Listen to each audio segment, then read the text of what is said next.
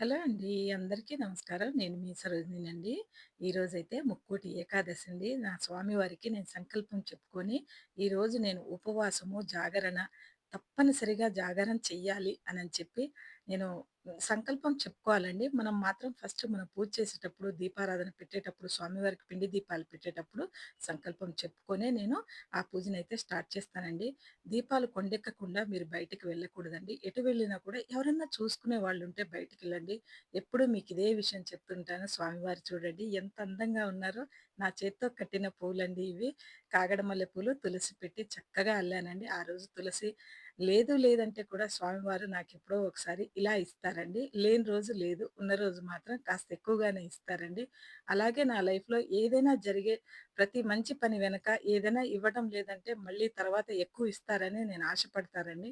ఆ ఆశతోటే బతుకుతూ ఉంటాను. ప్రతి నిమిషం కూడా స్వామివారు ఎలాంటి పరీక్షలు పెట్టినా అందులో నెగ్గటానికే నేను ఉంటానండి. ఎప్పుడూ కూడా ఇలా రెడీ అయితుంటే మేము స్వర్ణగిరికి వెళ్ళాలని బయలుదేరుతున్నామండి. రెడీ అవుతుంటే మా అబ్బాయొచ్చి ఇంకా వీడియో పెడుతున్నాడండి. ఆ వీడియో తీస్తుంటే నాకొక దిక్కు కోపమొస్తుందండి. ఎందుకంటే అప్పటికే లేట్ అయిందండి మేము బయలుదేరటానికి. లేట్ అవుతుంటే వీడియో తీస్తున్నాడండి. ఏమీ చెప్పలేక కాసేపు నవ్వుకున్నానండి. నవ్వుకొని ఊరుకున్నాను. ఇప్పుడు కూడా నవ్వొస్తుందండి. అలా మేము బయటికి వెళ్ళామండి.